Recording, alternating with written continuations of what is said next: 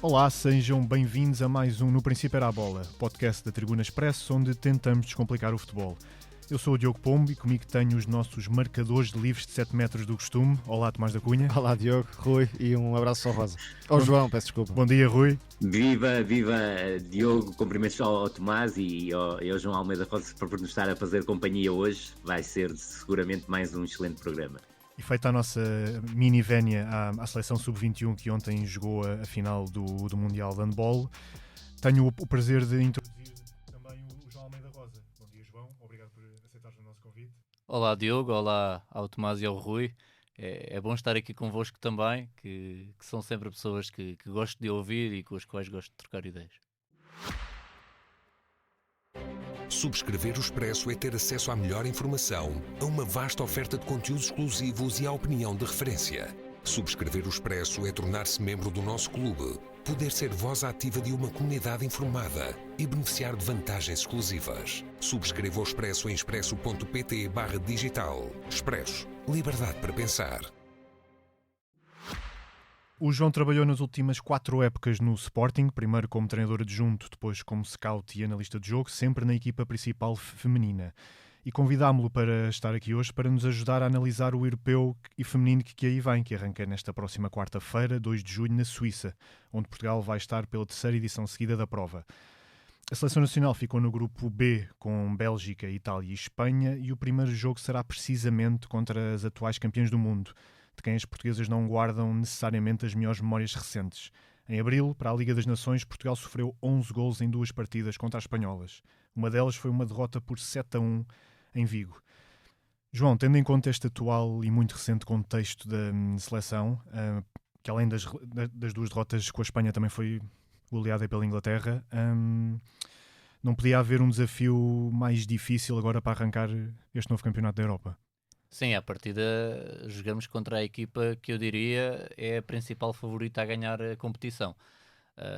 A boa notícia é que ela também joga depois com os outros adversários, portanto contra a Itália e contra a Bélgica, e portanto também aí será a favorita, ainda que haja um ponto que pode jogar contra Portugal, que é o facto de Espanha jogar contra a Itália na última jornada e poderá acontecer, se confirmar o favoritismo, chegar a essa última jornada já qualificada. Portanto, aí a Itália poderá ter, em teoria, uma tarefa um bocadinho mais fácil. Mas, bom, eu acho que esse jogo contra a Espanha é aquele jogo em que ninguém espera nada de Portugal. Portanto, tudo o que não seja repetir algo como aquele 7-1 nunca será marcadamente negativo. Aliás, por exemplo, o primeiro jogo em que nós recebemos para a Liga das Nações a Espanha e perdemos por 4-2 foi um jogo em que Portugal saiu bem visto, saiu valorizado, moralizado até, eu diria.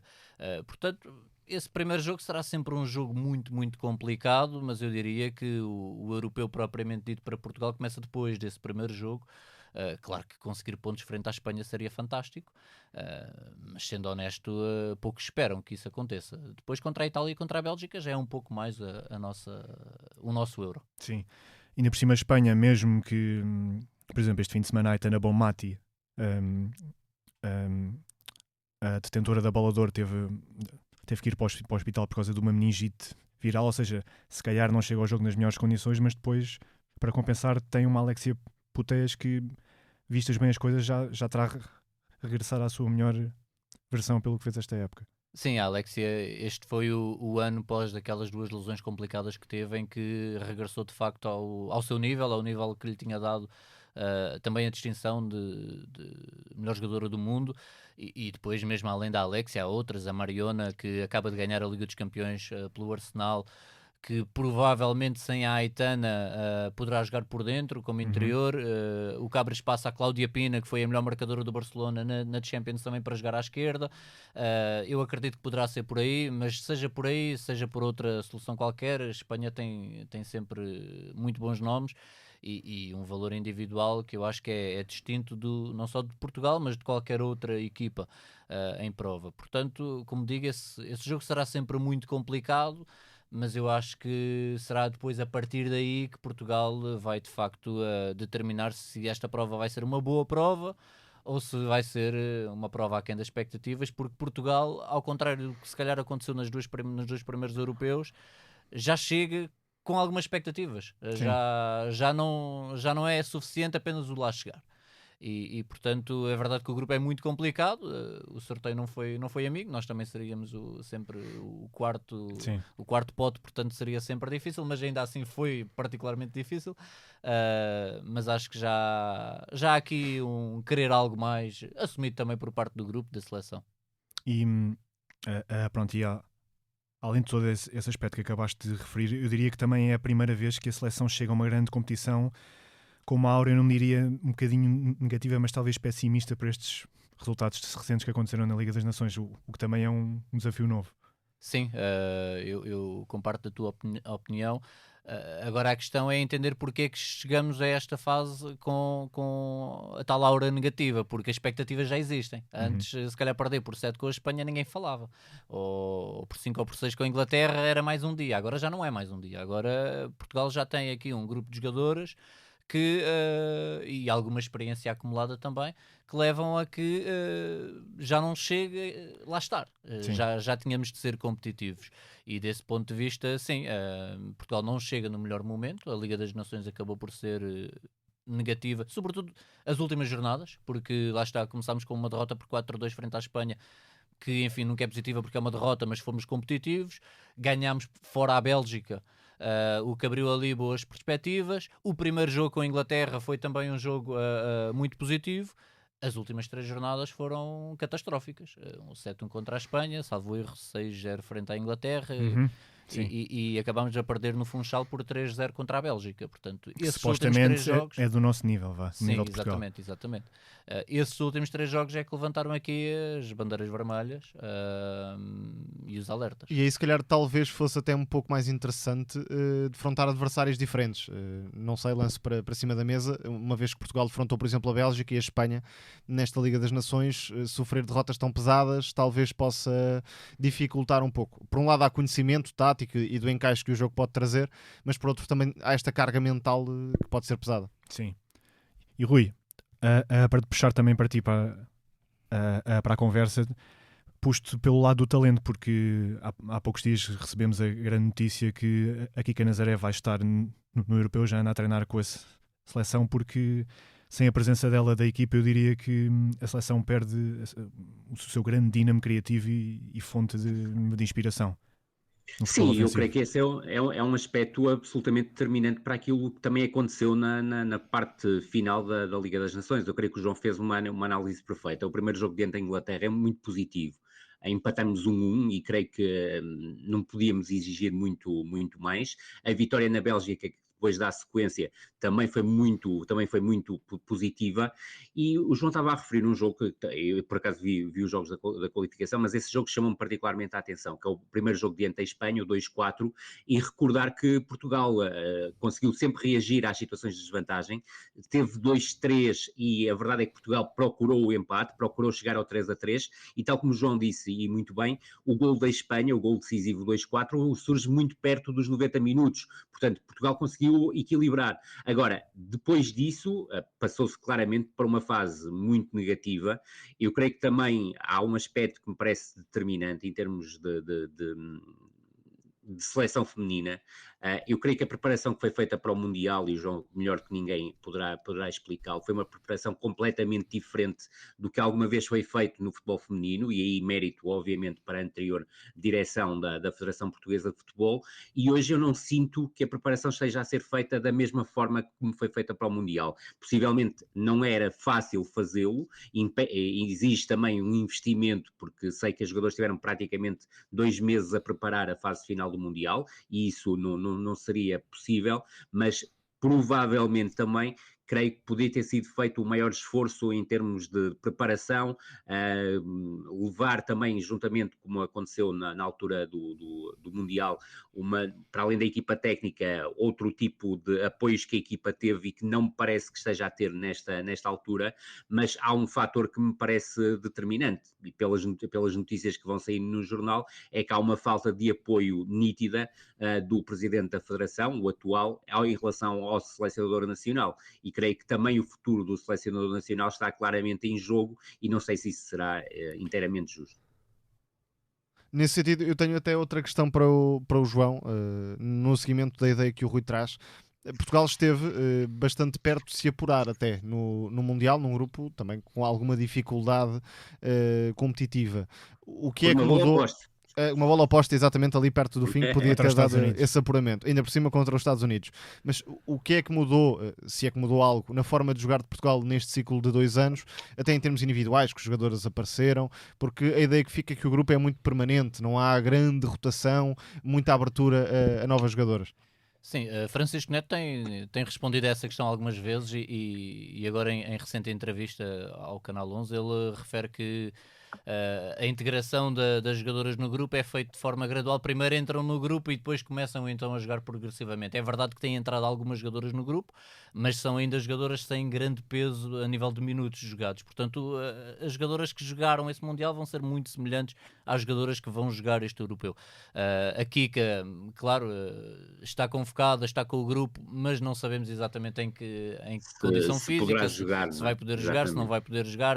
E vai chegar sempre sem ritmo competitivo. É isso, acredito que não esteja ao nível da Kika, ainda que ela, enfim, seja sempre uma jogadora diferenciada e eu também acho que a ausência dela foi uma das razões, embora não explique tudo, mas claro foi uma das razões para o decréscimo exibicional da equipa nos últimos jogos na Liga das Nações. Agora, as diferenças, bom, desde logo nesse Mundial o grupo era competitivo, mas havia uma equipa claramente inferior, coisa que aqui dava não para há. vencer quase sempre, não é? Exatamente. À partida. Aliás, goleámos nesse jogo, já não me recordo, ao Vietnã, já não me recordo com que números, mas ganhamos com larga margem. Aqui o grupo é mais competitivo desse ponto de vista, em que não há um jogo bónus, digamos assim. Agora, ao nível do modelo de jogo, do sistema, o Francisco Neto tem cada vez mais adotado um 3-5-2. Isso. Aí ainda, salvo erro, agora já não tenho bem presente na memória, mas julgo que ainda jogamos mais em 4-4-2 losango do que nesse sistema de que é o 3 sistema centrais. preferido dele ao longo dos anos. Ao longo dos anos foi o 4-4-2 losango, sim. Já no Mundial já começou a haver alguma hibridez, ou seja, também recurso à linha de 3 centrais. Em relação ao jogo com o Vietnã, foi 2-0, mas foi um jogo em que Portugal podia ter construído um resultado muito mais volumoso. Foi claramente um problema de eficácia. Sim, foi uma vitória tranquila. Eu referi goleada, não foi goleada, mas foi uma vitória tranquila. Sim. Agora parece-me que o sistema primordial já são os 3 centrais, o tal 3-5-2. Talvez também, aí só o Mr. Francisco Neto é que poderá responder, mas talvez também por influência dos 2 principais clubes da Liga em Portugal, da Liga BPI, o Sporting e o Benfica têm jogado com linhas de 3, portanto pode haver aí um transfer, porque há vários jogadores desses contextos que depois são importantes na seleção, ou seja, tornou-se um bocadinho mais flexível do ponto de vista tático. A nível individual é muito, muito semelhante o grupo relativamente àquilo que jogou no Mundial. E não há muitas jogadoras que atuam em contextos diferentes do futebol internacional, isto é, ligas que não a portuguesa, que talvez pudessem ter outro tipo de oportunidades. Eu vejo algumas jogadoras com um rendimento, e estou a falar rendimento estatístico porque não sigo obviamente ligas mexicana ou coisa parecida, mas se essas jogadoras, no teu entendimento, têm ou não capacidade para fazer parte do grupo, mesmo que não sejam necessariamente primeiras figuras. Sim, a verdade é que temos cada vez mais jogadoras a jogar no estrangeiro e algumas a ter algum destaque. Mas lá está, tem sempre havido uma rigidez nas escolhas. Protecionismo, talvez. Protecionismo, exatamente, que faz com que, estando fora, aparentemente torna-se mais complicado depois jogar na seleção, pelo menos fora daqueles que estão nos grandes clubes, como a Tatiana, que está no Atlético Madrid, a própria Andrea Jacinto está na Real Sociedade e é uma das principais jogadoras da Real Sociedade, mas a Stephanie... E muitas vezes eu tenho dúvidas se a Andrea Jacinto não devia ter mais minutos de utilização. Eu acho que sim, acho que sim, claramente. Já há algum tempo que eu acho que agora já está a ganhar esse destaque, mas se calhar já o justifica há algum tempo. Há mais tempo, sim. Depois a Stephanie que está a jogar no México, a Ana Dias que teve muito destaque na Rússia, depois foi para os Estados Unidos, agora também no México também a ter um rendimento interessante, a própria Ana Ceiça também no México, embora a Ana Ceiça tenha um bocadinho mais de espaço na seleção do que a Stephanie e a Ana Dias que são avançadas. É complicado porque na verdade nós nunca tivemos a oportunidade de as ver regularmente na seleção. A par dessas haveria outros nomes que poderíamos mencionar, Não muitos, mas alguns. Mas sim, a verdade é que às vezes há a ideia de que estando lá fora fica mais complicado jogar na seleção. Mas esses jogadores podiam subir o nível eventualmente? Ou é uma questão de diversidade e de valorização? Eu acho que não é claro. Mas acho que a questão é legítima e que a questão faz sentido ser colocada. Agora, a verdade é que nunca tiveram muitas oportunidades. Mas se me perguntas se a Liga Mexicana é menos competitiva do que a Liga BPI, eu digo-te que não. Acho que a Liga Mexicana é, no mínimo, tão competitiva como a Liga BPI. Portanto, a partir de uma jogadora que tem muito destaque na Liga Mexicana, faz pelo menos sentido ser cogitada e ser, não só para a convocatória e entrar 5 minutos, que é aquilo que vai acontecendo, mas se calhar poderiam ter aqui outro espaço, mas lá está. Mas esse ponto é interessantíssimo, porque para quem não acompanha ao detalhe como tu, a verdade é que nós não temos essa ideia em relação à Liga Mexicana, porque não temos esse ponto de referência e é importante nós sabermos isso, sem dúvida nenhuma. Claro. Mas eu acho que sim, acho que a Liga Mexicana, aliás, é uma das ligas em que o investimento é muito alto. Claro que sim. O público gosta muito do futebol feminino, a nível de assistências é das ligas com melhores assistências e que já atrai jogadoras de muita qualidade. Se olharmos para a Liga Mexicana, tem nomes incomparavelmente mais sonantes do que aqueles que estão na Liga BPI. É um perfil de liga diferente, mas é uma liga competitiva, sim. Então, lançando uma outra questão, e ainda sem sabermos o futuro do selecionador nacional, a menos que algo, diria, de muito extraordinário possa acontecer neste europeu. Esta melhoria qualitativa da formação vai refletir-se na primeira equipa, ou seja, haverá mais abertura, mais aposta, uma transição se calhar mais leve, porque vendo como espectador parece que há muita dificuldade de as jogadoras jovens terem esse espaço de entrada na seleção nacional e talvez não seja um bom caminho para elevar o nível, pelo menos a curto, médio prazo. O Tomás está aqui a colocar-me contra a parede.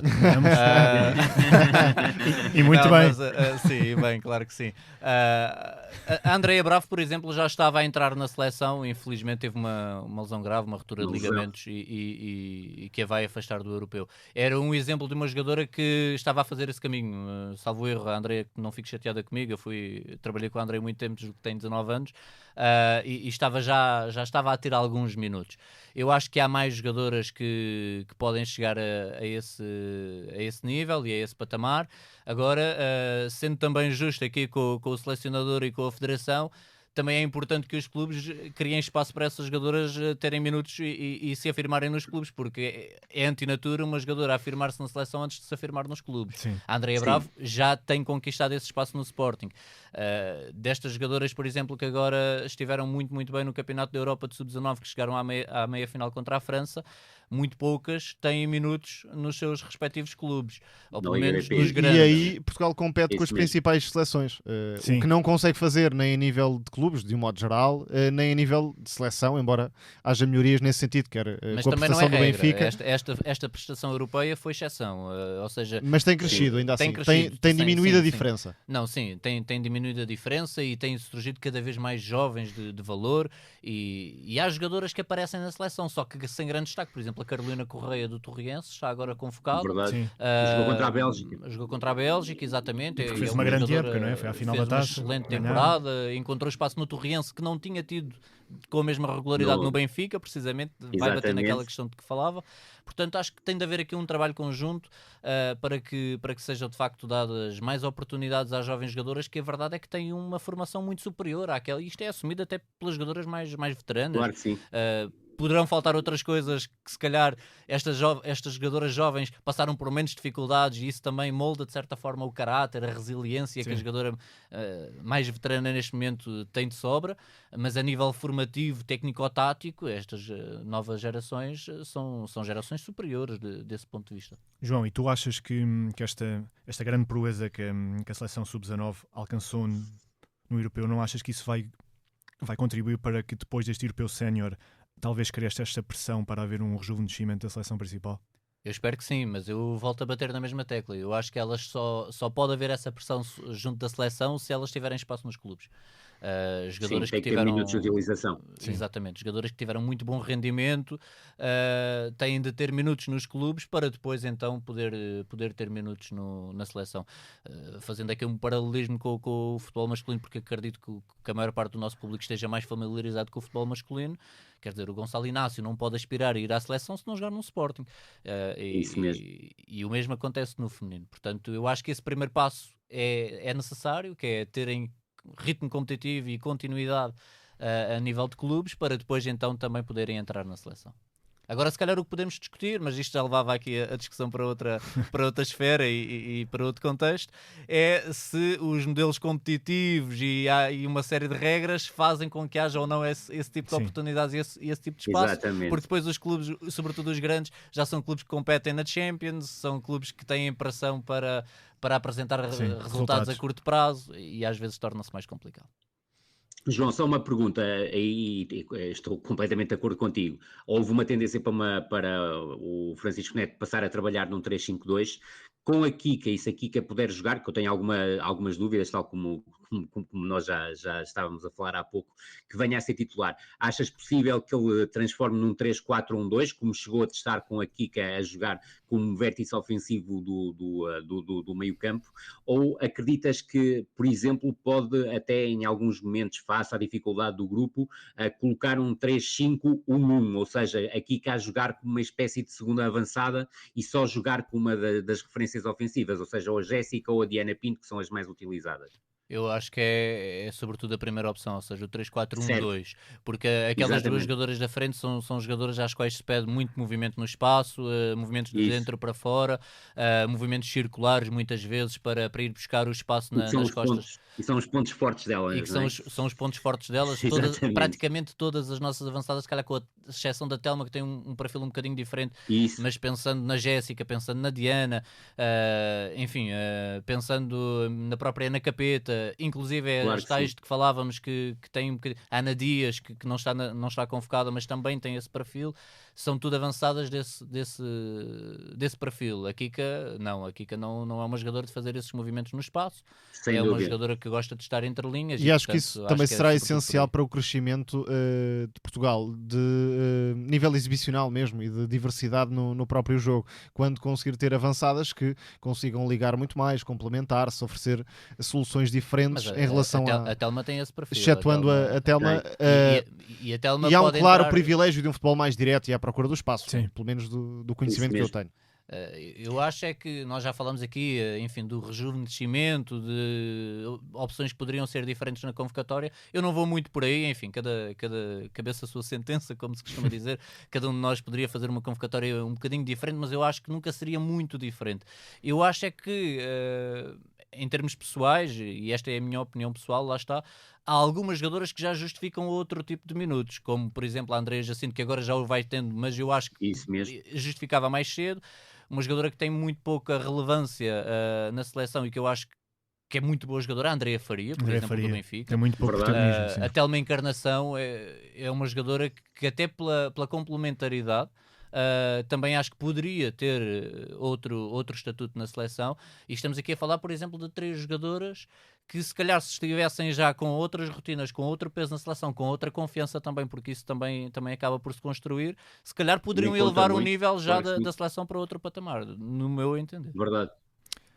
João, neste europeu, agora falando das outras seleções e de outras jogadoras, já sabemos que vai estar a Aitana Bonmati, a Alexia Putellas, temos uma Lauren James em Inglaterra, mas que outras jogadoras é que podes destacar? Bem, há tantas. A Europa tem crescido imenso no contexto do futebol feminino mundial, e portanto isto já está muito parecido àquilo que existe no masculino. São os grandes países do masculino, são já as potências do feminino também, ainda que depois haja algumas, como a Suécia, por exemplo, é mais forte no feminino do que no masculino, e depois há mais algumas seleções também assim. A título individual, em Espanha eu acho que a Mariona chega num grande momento, portanto acho que tem tudo para ser uma das referências da equipa. A Cláudia Pina também acho que vai ser o seu primeiro grande torneio, em que chega também em grande a este momento. Depois, a nível de Inglaterra, estou a pensar sobretudo nas mais jovens, fora daquelas que já são pilares da seleção. A Beaver Jones é uma avançada muito completa, que aliás marcou a Portugal nesse 6-0, e que acho que é uma jogadora que pode fazer um torneio, que pode ganhar aqui uma escala global, que para aqueles que acompanham mais o futebol feminino já conhecem perfeitamente, mas se calhar para o adepto mais comum, vamos lhe chamar assim, Beaver Jones ainda não é um nome como Alexia Putellas, Aitana Bonmati e por aí, mas acho que é uma jogadora que pode vir a ser referência. A Alemanha tem também uma excelente seleção, mas os nomes não variam muito relativamente àquilo que vinha acontecendo antes.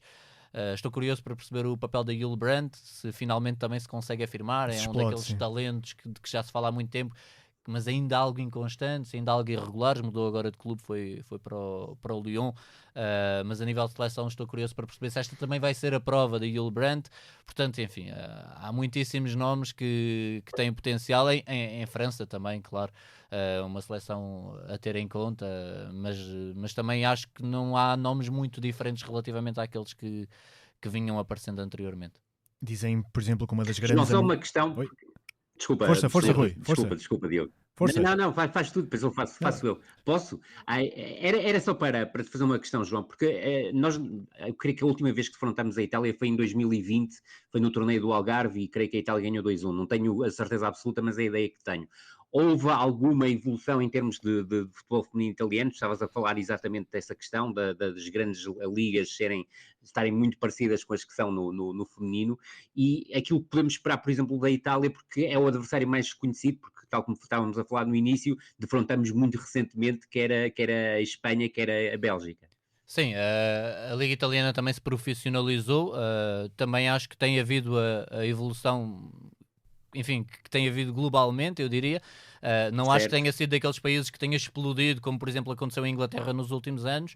Claro que agora, eu diria que é uma seleção ligeiramente superior à seleção portuguesa, mas não inacessível. Ou seja, não me parece que a seleção italiana seja uma seleção, como por exemplo é a Espanha ou a Inglaterra, não coloca a Itália no lote dos principais favoritos, ou sequer dos favoritos a vencer a competição. E o próprio Itália-Bélgica poderá também ter algum efeito depois no jogo seguinte, não é? Sim, sem dúvida. Porque acredito que os valores são mais ou menos equilibrados, talvez com algum favoritismo para a Itália, não quero invadir e estar aqui a dizer algo completamente equivocado, mas pode haver uma surpresa nesse jogo, ou uma semi-surpresa nesse jogo, certo? Pode sim, da mesma forma que acho que Portugal pode competir com a Itália, acho que a Bélgica também o pode fazer. Aliás, óbvio, entre a seleção belga e a seleção portuguesa acho que é um 50-50, eu diria. Sim, é um equilíbrio grande. Um equilíbrio grande. Se calhar até diria que a haver um favorito antes deste 3-0 no Funchal seria Portugal. Era Portugal. Agora este 3-0 vem baralhar um bocadinho as contas, naturalmente. Claro que sim. Mas acho que sim, acho que embora a Bélgica seja a seleção de pote 3 e nós de pote 4, que Portugal até pode ter ligeiro favoritismo relativamente à Bélgica. Mas acho que os jogos entre Itália, Portugal e Bélgica serão jogos super equilibrados, não tenho muitas dúvidas. Sem dúvida. Em relação à Itália, não vão poder contar com o seu projeto de prodígio, de que já se fala há uns anos, que é a Giulia Dragoni. Sim, infelizmente teve também uma ruptura de ligamentos, mas uma lesão muito grave e que a impede de estar. Um pouco como a Kika, na comparação, embora a Kika possa estar presente.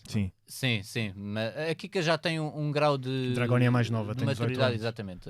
A Kika está no... Fala da lesão, não da jogadora em si. Claro. Sim.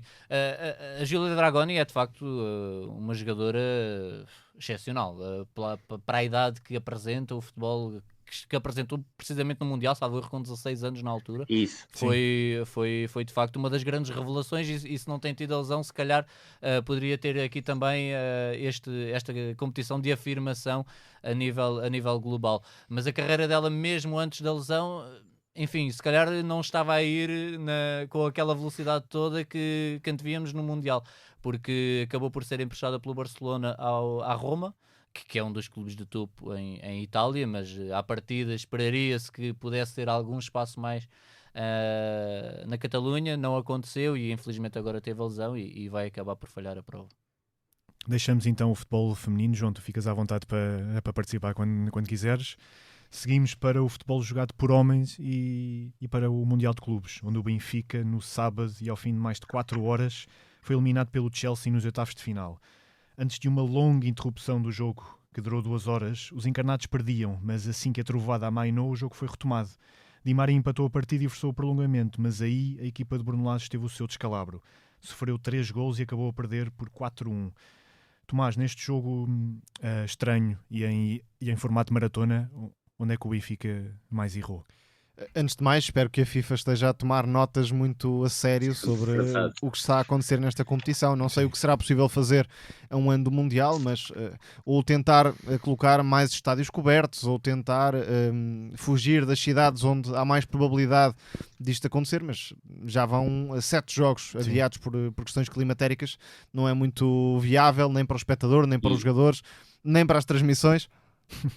E totalmente impossível no Mundial com 48 seleções, porque depois não haverá espaços horários. Já a época começou e ainda está o Mundial a ser jogado. Óbvio. Em relação ao jogo, o Bruno Lage falou no dia anterior sobre a confiança na preparação para travar o Chelsea, mas acho que essa preparação não foi tão bem feita como tinha sido no jogo anterior, sendo que o Chelsea mantém uma estrutura sempre muito fixa, um 3-2-5 a atacar. A diferença é que Maresca preparou-se para atacar as costas de Di Maria, com Cucurella, que jogou muito mais em profundidade do que por dentro, como médio, comparando com outras alturas. Teve também o Enzo Fernandes no espaço sobre a meia-direita, a receber algumas bolas, até alargando a posição. Só que houve 2 pontos-chave. A forma como o Chelsea castigou principalmente o lado direito do Benfica, porque o Austin estava com o Cole Palmer por dentro e sobrava ali um espaço por fora para o Cucurella aparecer, e o Trubin foi decisivo, como o António Silva mais uma vez na primeira parte, porque depois na segunda parte o Trubin e no prolongamento incluído, o Trubin acabaria por comprometer em 2 golos. Mas o Chelsea teve essa vantagem para explorar, porque era relativamente óbvio que uma linha defensiva de 5 elementos podia dar mais conforto ao Benfica. E isso até existiu de forma mais firme na segunda parte. Só que com Di Maria a jogar com 35 graus, ou coisa que o valha, ter Di Maria a jogar como ala direito, a ver o Cucurella de frente para não dar aquele espaço, acaba por ser desajustado e até tirou durante muito tempo Di Maria do jogo. O outro fator é que o Benfica, perante uma pressão individualizada do Chelsea, não teve soluções, nem para sair de forma curta, e foi um jogo, eu diria, inclassificável dos 3 médios.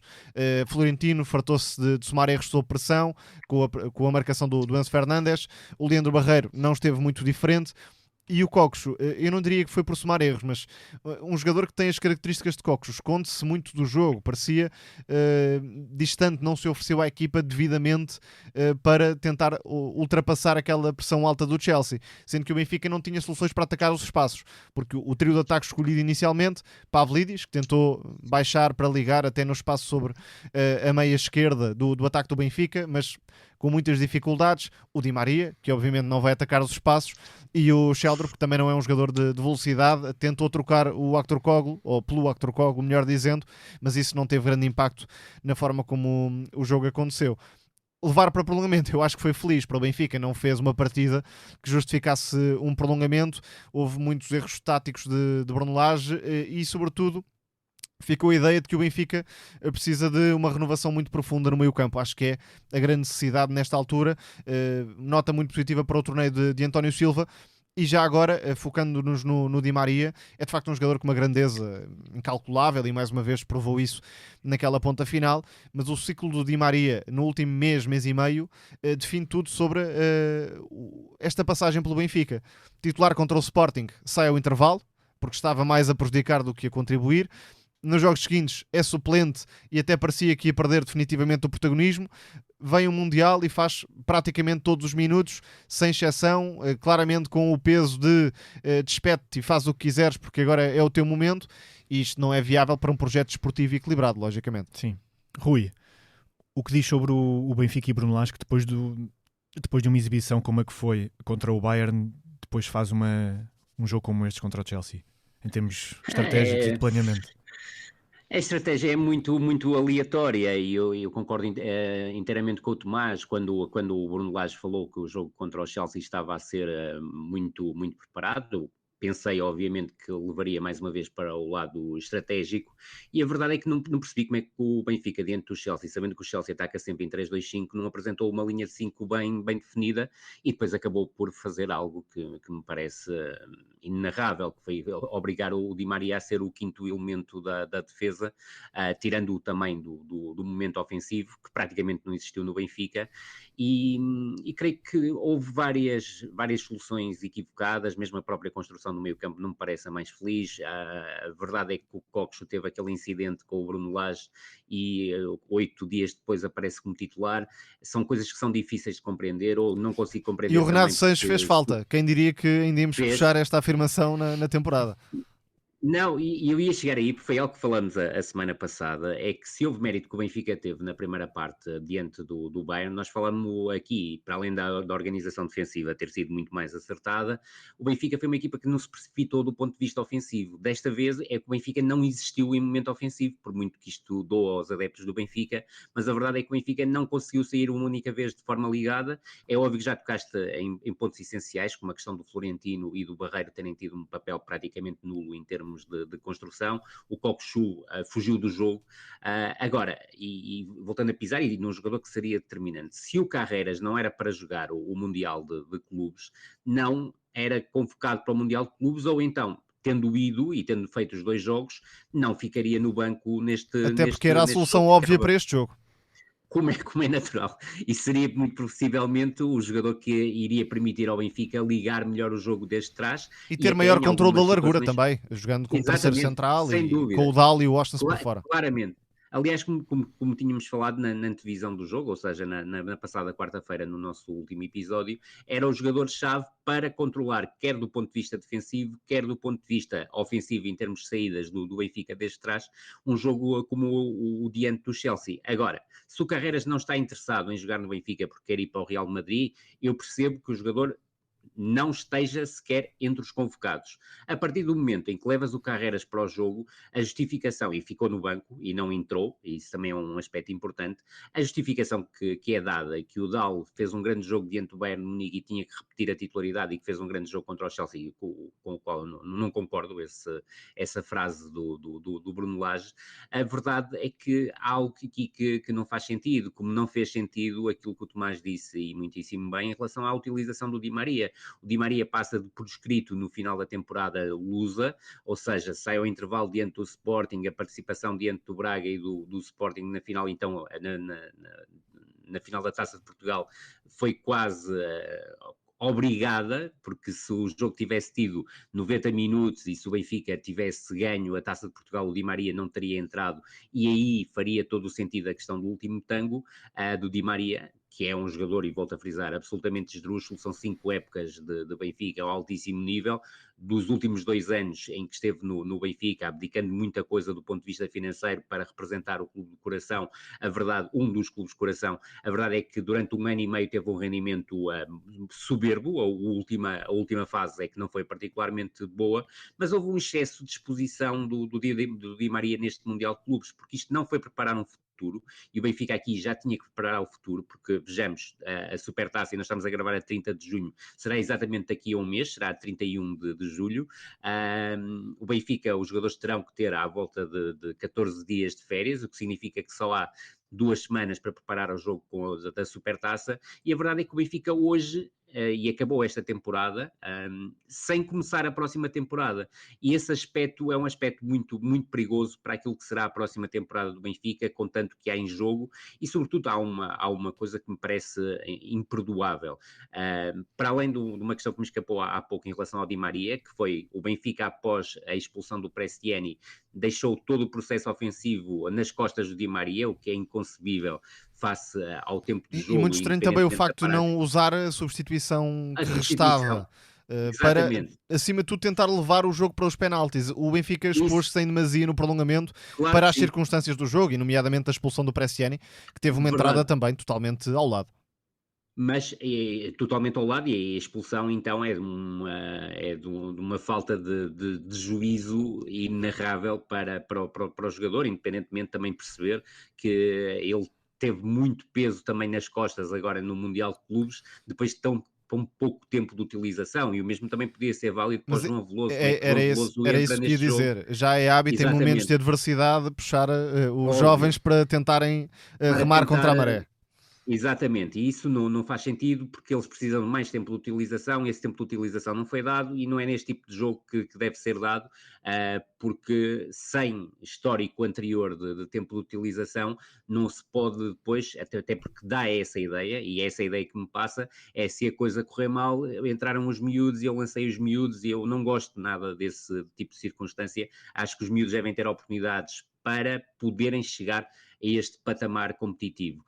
Mas o ponto que eu ia tocar é que o Bruno Lage em 4 dias mudou completamente de personalidade, ou seja, depois da vitória diante do Bayern, eram muitos méritos do trabalho dele e da equipa técnica, dos jogadores, do presidente, do diretor desportivo, que nem se percebe muito bem quem é, e 4 dias depois, no final do jogo diante do Chelsea, e isto parece que funciona um bocadinho em função dos resultados e não devia, e aí está a questão que o Tomás colocava do projeto desportivo do Benfica. O Bruno Lage não pode vir dizer que há muita coisa a mudar e que há muita coisa que está errada, quando 4 dias antes disse exatamente o contrário.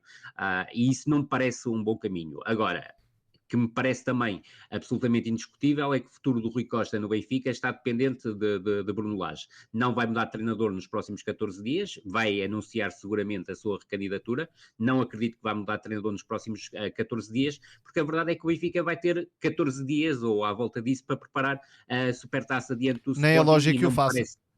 Não só por essa questão da Supertaça, mas também porque, havendo eleições em outubro, um candidato à presidência anunciar um novo treinador, diferente daquilo que existe, é no mínimo comprometer a lógica saudável de umas eleições. Completamente. Toda a lógica de umas eleições. Agora, a verdade é que Rui Costa, a partir do momento, e para mim um momento seria o final da Taça de Portugal, tomou uma opção, vai ter que manter essa opção e vai ter que pensar que vai ter que ganhar uma supertaça, vai ter que entrar na Liga dos Campeões e vai ter que ganhar as primeiras jornadas do campeonato com Bruno Lage, a treinador, se quiser, digamos, voltar a ser presidente do Benfica. Antevejo uma tarefa muito complexa para Rui Costa e dir-vos-ia que, confirmando-se que Luís Filipe Vieira quer ser candidato à presidência do Benfica, quer. Agora vamos ver se será candidato ou não à presidência do Benfica. Vai ser claramente óbvio que João Noronha Lopes tem o seu eleitorado, está a procurar ainda conquistar mais eleitorado. Creio que, ainda assim, até ao momento, João Diogo Manteigas, que não terá grandes hipóteses de vencer as eleições, para não dizer que não tem hipótese de vencer as eleições, tem sido o candidato que, do meu ponto de vista, tem estado mais preocupado com aquilo que é o projeto desportivo do Benfica, tem já apresentado ideias e tem feito uma campanha, do meu ponto de vista, muito, muito interessante. Agora, se Vieira surgir, Vieira não vai roubar votos a Noronha Lopes, vai roubar votos a Rui Costa, e aí podemos entrar aqui num confronto titânico para perceber quem será o opositor de João Noronha Lopes numa segunda volta nas eleições do Benfica. João, para te puxar a conversa aqui sobre o Mundial de Clubes, tu sabes bem tudo o que implica a planear uma época desportiva para uma equipa principal, em termos de estratégia, de cargas de esforço, de contratações de jogadores, tudo isso. Tu imaginas alguma possibilidade de, ao fim de uma época tão desgastante, depois uma equipa e os jogadores serem levados para os Estados Unidos para jogarem ao sol, sempre com temperaturas para lá dos 30 graus, e haver hipótese de algum jogador se destacar no final de uma temporada e nesta fase? Sim, é um contexto particular que, enfim, ao nível de clubes é particular, mas acaba por não ser assim tão diferente daquilo que é, por exemplo, e vai ser na próxima época, acabar a época e ir jogar o Mundial de Seleções. É diferente porque são clubes e não seleções, mas os jogadores têm as cargas na mesma. Ou seja, não é o ideal, naturalmente, e pode ter peso daqui para a frente, na gestão, no início de temporada, na carga que os jogadores ainda vão ter acumulada no início de temporada.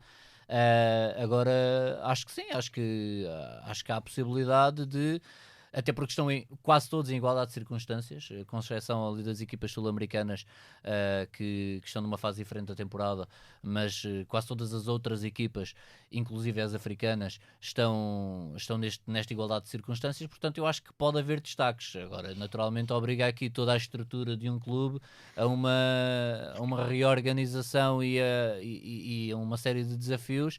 Aquilo que é diferente, que não me recordo de ter visto, foi os jogadores que tinham acabado de chegar e começarem a jogar reforços de verão. O City já está a jogar como um torneio sério. Sim. Com novos jogadores. São jogos pré-época, quase. O Real Madrid, julgo que também. O Real Madrid também, sim. Sim. Pronto, o próprio Futebol Clube do Porto, com o Gabri Veiga. Há claramente prioridades diferentes para os diferentes clubes da competição. Há estratégias diferentes, precisamente. Mas eu acho que é quase a única novidade, além do formato competitivo, que esse é um torneio, não é um torneio novo, mas é um torneio novo na forma como é jogado. Tomás, só para encerrarmos o tema, nós há umas horas soubemos que o Renato Paiva já não é treinador do Botafogo, isto depois da derrota contra o Palmeiras, que fez do Abel Ferreira, um treinador português que vai disputar a meia-final do Mundial de Clubes. O trabalho do Renato Paiva não está a ser absolutamente brilhante, longe disso, mas é preciso ter em conta a herança, que é uma expressão muito usada no futebol, do Botafogo. Uma equipa campeã nacional ou do Brasileirão e da Libertadores, que teve um final de época altamente desgastante, participando também em várias competições. Depois o Renato Paiva entrou ali numa altura particular, porque saltou o estadual, o Botafogo abdicou do estadual e deu essa margem ao treinador para atacar o Brasileirão e a Libertadores. Na Libertadores passou, não está no topo do campeonato, mas está perfeitamente dentro da luta e numa posição natural, eu diria, porque o Botafogo perdeu muita qualidade no plantel, e era aí que ia chegar também. Perdeu desde logo o Luís Henrique e o Tiago Almada, que eram as duas principais figuras, ou duas das principais figuras, e que mudavam o patamar da equipa, e teve muitos reforços que entraram, alguns deles bons jogadores. Eu gosto particularmente do Arthur, que esteve no Zenit, um extremo direito de pé canhoto. Agora vai perder o Igor Jesus, já não é o Renato Paiva, o novo treinador vai perder o Igor Jesus e o Jair, que vão para o Nottingham Forest, e pelo que tem sido dito, o Cuiabano vai também, porque o John Texer é uma figura até relativamente simpática, mas é um artista. Peço desculpa, porque manhas por todos os lados. Não, agora, este caso do Lyon, que não se sabe o que vai dar. Isso mesmo, e repara que foi dar um beijinho, interrompeu a entrevista à Flash. Quando venceu o PSG, foi dar um beijo ao Renato Paiva, e uma semana depois, nas duas bochechas, vai despedido. Portanto, longe de achar o trabalho do Renato Paiva sensacional ou de outro mundo, mas apurou-se num grupo com o Atlético e com o PSG, vencendo inclusive o PSG, que é uma das maiores vitórias da história, quer se queira, quer não, do Botafogo, e então da história recente. Será sempre. E é a vitória do campeão da Libertadores sobre o vencedor da Liga dos Campeões. Noutro contexto, e claro, o jogo teria outra particularidade, mas noutro contexto teria título mundial para o Botafogo. Nem mais. Depois fica uma imagem de, eu diria, excesso de respeito pelo Palmeiras nos oitavos de final. Não foi de facto um bom jogo do Botafogo, mas a equipa estava já no topo das capacidades, pelo menos deu essa sensação, e o Palmeiras foi melhor, foi um justo vencedor. Posto isto, não me parece que faça qualquer sentido por este Mundial interromper o trabalho do Renato Paiva no Botafogo. A questão de nós é que o Mundial é positivo. Exatamente, oitavos de final. A passar no grupo em que passou e perde no prolongamento, é verdade, não fez um bom jogo. É que perde com o Palmeiras, mas não perde 5-0, não é? E se calhar mesmo que perdesse, seria um jogo, mas não foi o caso. Há uma frase do Renato Paiva que eu tenho certeza que não caiu bem para o Texer, que foi falar dos reforços do Palmeiras, nomeadamente o Paulinho, que marcou o gol e custou ali 18, 20 milhões. Enfim, o Botafogo também tem investido bastante, mas este ano não tem investimento tão caro quanto o do Palmeiras. Agora, acho que o Renato Paiva também, conhecendo o contexto do Botafogo neste momento, podia ter fugido desse argumento. Entretanto, no vai-não vai de Martin Anselmi do Futebol Clube do Porto, enquanto se aguarda pela confirmação de uma saída anunciada, as notícias já dão como certo quem será o sucessor do argentino. Chama-se Francesco Farioli, tem 36 anos e é italiano. Ele treinou o Ajax na última época, onde desperdiçou uma vantagem de 9 pontos nas últimas 4 jornadas da Liga dos Países Baixos para o PSV acabar campeão. Antes andou pelo Nice de França e o Alanyaspor e o Karagümrük, ambos da Turquia, onde começou a carreira como treinador principal. Rui, porque o futebol também é feito de percepções e ideias que se formam na cabeça dos adeptos, o André Vilas Boas, pelos vistos, vai voltar a optar por um técnico estrangeiro e outra vez que vem com um certo rótulo de ser um romântico, colado assim. E isto para os adeptos costuma ter alguma influência. Claro que sim, eu percebo exatamente a ideia, mas não é tão romântico assim, já foi, aliás, era puro romantismo, mas eu creio que quer a passagem pela Liga 1 e que lhe correu muito bem com o 5º lugar no Nice e a passagem pela Holanda, pelos Países Baixos, que também lhe correu extraordinariamente bem, independentemente de ter perdido o campeonato, e esse é o rótulo que fica, mas é um rótulo tremendamente injusto para o Farioli. Eu creio que ele ganhou pragmatismo também, e esse aspecto parece-me muito interessante, sobretudo para quem viu, e eu vi jogos do Karagümrük, em que achei extraordinário a forma como ele libertava a equipa e dava sobretudo uma criatividade tremenda para a equipa a saltar zonas de finalização, algo que lhe permitiu dar o salto para o Alanyaspor a meio da época, e toda a carreira tem sido feito num registro claramente progressivo. O assalto à primeira grande liga, que foi a Liga Francesa, também foi positivo, conseguiu um 5º lugar, apurar o Nice para as competições europeias, recordar que o Nice acaba como segunda equipa menos batida do campeonato, e esse aspecto parece-me importante numa Liga, sobretudo porque seria também impossível bater o Paris Saint-Germain nesse item, mas sobretudo no Ajax há um aspecto que pronto, é óbvio que ele perdeu o título nas últimas jornadas, percebo que se dê muita atenção a isso, mas nós temos que olhar para o contexto da Ajax. O Ajax veio de uma época anterior em que chegou a estar nos lugares de descida, acabou no 5º lugar do campeonato, ou foi o ano, ou um dos anos de menor investimento com a entrada do Farioli, e o Farioli trabalhou com os jogadores que tinham estado a lutar contra a descida e que acabaram em 5º lugar, teve muito poucos reforços, mas sobretudo foi sagaz, e esse é um ponto que será muito importante para o Futebol Clube do Porto, independentemente da pré-época ser demasiado curta para os Dragões.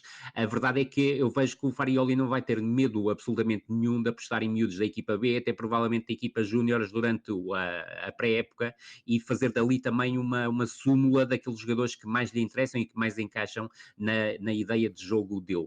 Mas sobretudo salientar um aspecto que me parece importante. O Ajax na temporada anterior tinha feito 56 pontos, ele esta temporada fez 78 pontos, ou seja, fez mais 22 pontos. Ganhou os 4 clássicos, sobretudo numa equipa como o Futebol Clube do Porto, que falhou redondamente nos jogos de maior grau de dificuldade da temporada passada.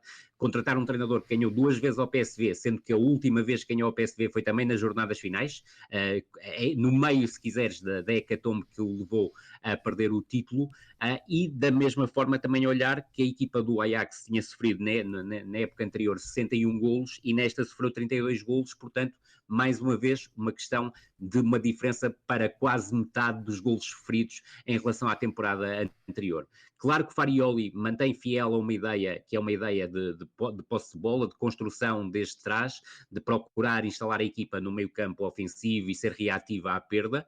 Podes dizer, o Anselmi prometeu exatamente o mesmo quando chegou à equipa do Futebol Clube do Porto, mas há uma diferença que me parece óbvia entre o Anselmi e o Farioli, que não passa pela falta de experiência do Anselmi, apenas isso, ou seja, não passa por ser apenas um facto do Anselmi ser a sua primeira experiência no futebol europeu. O Anselmi falhou redondamente na equipa do Futebol Clube do Porto, fez promessas, e são promessas que acabou por não cumprir em termos de ideia futebolística, porque ele entrou muito forte em termos comunicacionais e depois foi afundando com a ausência de resultados. Claro que hoje em dia já percebemos que houve muitas coisas que falharam, basta ler a nossa imprensa, particularmente o Record, que trouxe na Mas repara, Rui, e não conheço obviamente o Martin Anselmi enquanto pessoa, mas não me parece forma de gerir a saída de um treinador já com outro treinador contratado, até porque foi André Vilas Boas que o foi buscar ao México e num processo muito complicado, parece-me que está a haver... O processo todo envolve 7 milhões de euros, não é brincadeira, e repara que eu já nem estou a ir à parte do dinheiro, estou a ir à parte do despedimento,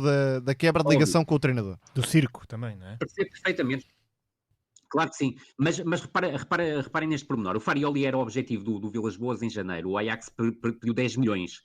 Toda esta operação Anselmi não vai andar muito longe dos 10 milhões que o Futebol Clube do Porto acabou por não investir no Farioli. E eu continuo a achar, e sobretudo de um presidente que foi treinador e foi o treinador de sucesso e com ampla experiência internacional, eu creio que a primeira escolha é sempre a escolha que deve ser feita. Ou seja, quando tu tens um feeling que aquele é o teu treinador, ir buscar uma segunda opção e que provavelmente não conhecia tão bem, e acredito que não conhecesse tão bem, acabou por não dar resultado. Mas a grande diferença, e indo em concreto à questão do Diogo, é que o Anselmi teve um discurso muito agressivo quando chegou à equipa do Futebol Clube do Porto, prometeu mundos e fundos, não conseguiu concretizar. Farioli é um personagem completamente diferente, ou seja, o Farioli é um treinador que, se fôssemos pelo lado de teoria, defende muitas coisas que o Anselmi disse defender e depois não comprovou, e a verdade é que o Farioli mostra muito mais trabalho do que, se quisermos, o tal discurso. Ele tem esse discurso, aliás, ele tem grandes influências filosóficas e é um fã incondicional do Sartre, mas a verdade é que aquilo que vemos nas 4 equipas que o Farioli treinou é que ele cumpre com aquilo que promete, e sobretudo tem uma coisa que me parece particularmente estimulante para o Futebol Clube do Porto na altura que está.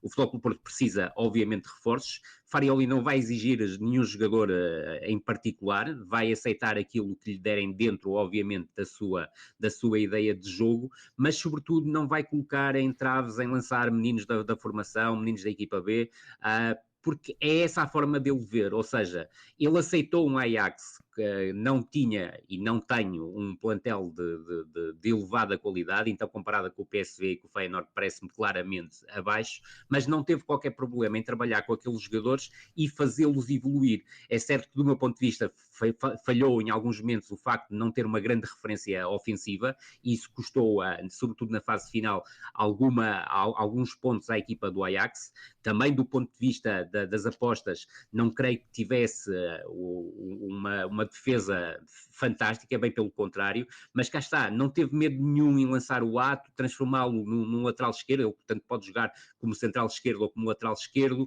não teve mesmo problema nenhum em lançar o Götze, que eu acho que é um jogador com um futuro brilhante, um jogador que joga a partir do corredor esquerdo, belga, e esse ponto é um ponto muito interessante, até olhando para aquilo que é a equipa B do Futebol Clube do Porto neste momento, principalmente olhando para aquilo que são os sub-19 do Futebol Clube do Porto neste momento e o sucesso que vários desses jogadores que estão no sub-19 tiveram no europeu de sub-17, e creio que dar oportunidades a estes jogadores durante a pré-temporada e mostrar que há hipótese deles também de se virem a ser importantes no decurso da temporada, e não falo logo desde o início, mas fazerem parte deste novo projeto Porto com Farioli, parece muito, muito, muito importante.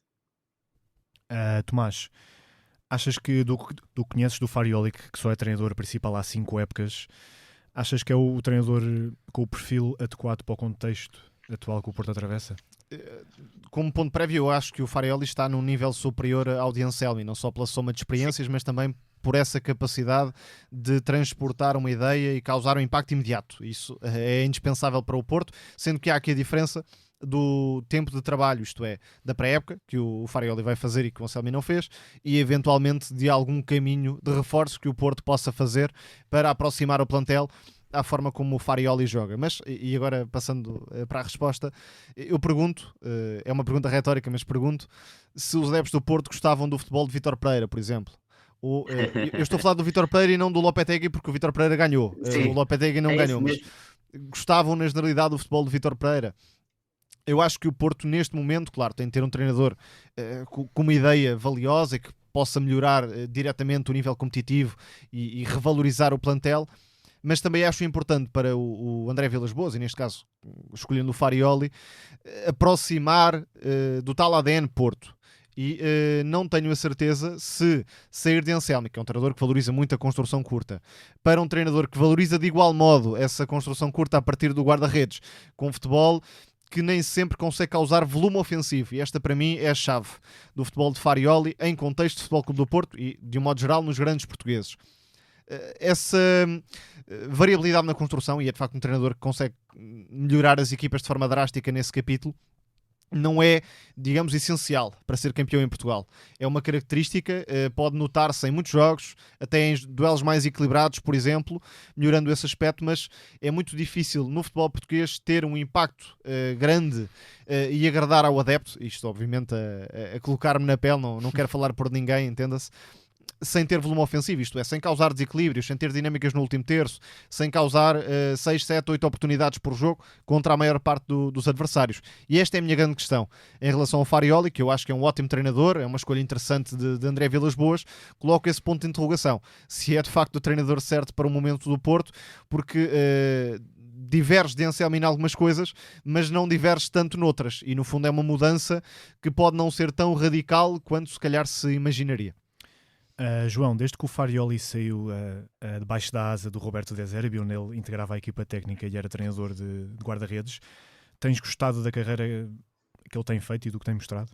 Bem, eu não tenho, sendo honesto, acompanhado tanto como o Rui, por exemplo, ou como o próprio Tomás, com a mesma profundidade, mas assisti a jogos do Nice, do Farioli, e sem dúvida que me parece um treinador muito interessante, desta nova geração de treinadores que são muito minuciosos na organização ofensiva, organização defensiva. Agora aqui, portanto, à partida agrada-me, à partida é um treinador ao qual revejo muito potencial e qualidade. Agora, a questão que o Tomás levanta parece-me uma questão muito pertinente e eu tento fazer uma leitura pensando pela pessoa que o está a escolher, que à partida é André Vilas-Boas, também André Vilas-Boas. O Tomás falou de Vítor Pereira, que era adjunto de Vilas-Boas. Sim. Também Vilas-Boas se identifica mais ou menos por esta linha, enquanto ele próprio como treinador, quando era, também vai por este caminho. Eu falei do Vítor Pereira pela tal ideia de controle, de um jogo mais pausado, que nem sempre... O plantel do Vilas-Boas era ali um cheat code, não é? Sim. Com os miúdos do ataque, o Hulk, o Falcão, o João Moutinho, o Rames, pronto. Era um bocadinho batota, não é? Mas, portanto, iriam sempre criar muito por via das individualidades, mas a ideia de jogo de Vilas-Boas não é afastada também dessa de Vítor Pereira, nem é afastada desta de Martin Anselmi, de Farioli, portanto, por um lado, eu acho muito interessante e é uma nota positiva perceber que Vilas-Boas tem um perfil. Tem um perfil de treinador, tem um perfil de equipa a que quer chegar, em que se quer tornar. Mesmo os reforços apontados são nessa linha. Os reforços são nessa linha, ou seja, é tudo coerente e eu acho que isto a médio e longo prazo tem tendência para ter mais sucesso. Por outro lado, de facto, não há aqui um match perfeito entre esse perfil e o ADN do Futebol Clube do Porto nos últimos anos. Portanto, está talvez a tentar trilhar aqui um caminho mais sinuoso do que poderia fazê-lo de forma diferente, mas está a ser, no fundo, igual a si próprio. Seguir uma convicção, ou pelo menos é o que dá para assumir. Foram os adeptos e os sócios do Futebol Clube do Porto que elegeram André Vilas-Boas. André Vilas-Boas já era alguém conhecido sobremaneira e, portanto, também não se pode aqui dizer que esteja a ser diferente daquilo que poderia esperar-se que fosse.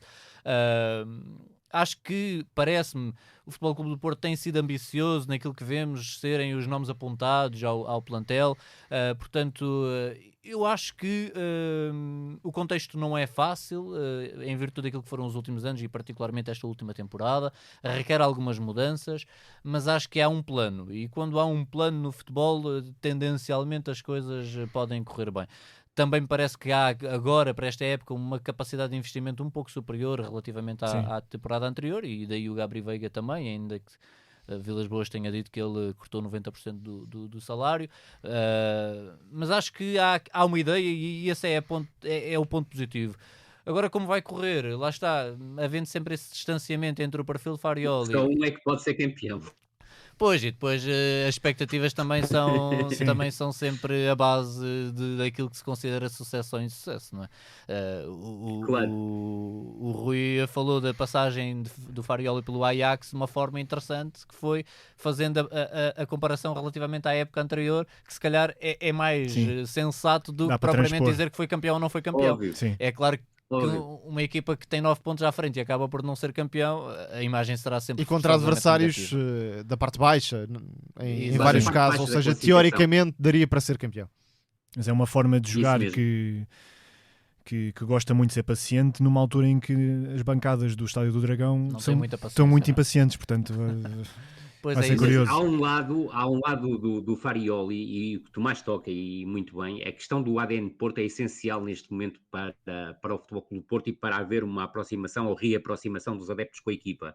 E o Farioli, daquilo que eu conheço, tem a sagacidade para perceber que, para além de impor a sua ideia de jogo, vai impor também a questão do ADN Porto, ou seja, ser uma equipa muito mais agressiva, como os adeptos gostam. Também E eu ele próprio concordo pode inteiramente adaptar-se, com é o verdade. Tomás. Aliás, exatamente. Mas eu vou mais longe e acho que tu fizeste uma analogia muito interessante. O Farioli é, hoje em dia, muito próximo daquilo que era o Vítor Pereira quando assumiu o comando técnico do Futebol Clube do Porto pós-Vilas Boas. Aquilo que há grande diferença é que o plantel que o Vítor Pereira tinha na altura, e sobretudo já com um ano em que também foi campeão pelo Futebol Clube do Porto como adjunto do André Vilas Boas, não é o plantel atual do Futebol Clube do Porto.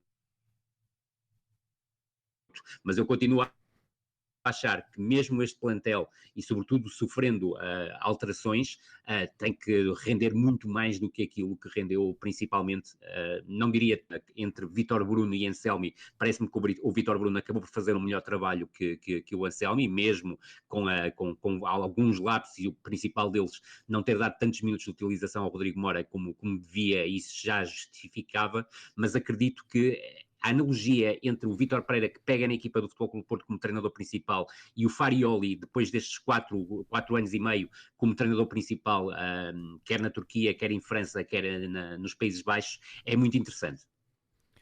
Ficamos por aqui neste episódio desta semana. João, muito obrigado aqui por ter estado connosco e ter participado e teres dado a tua visão sobre o europeu feminino que aí vem. Gostámos muito, acho que posso falar por todos. Muito obrigado. A edição e sonoplastia deste episódio fica a cargo do Tomás Delfim. Nós despedimos, ficamos por aqui, um abraço e até para a semana.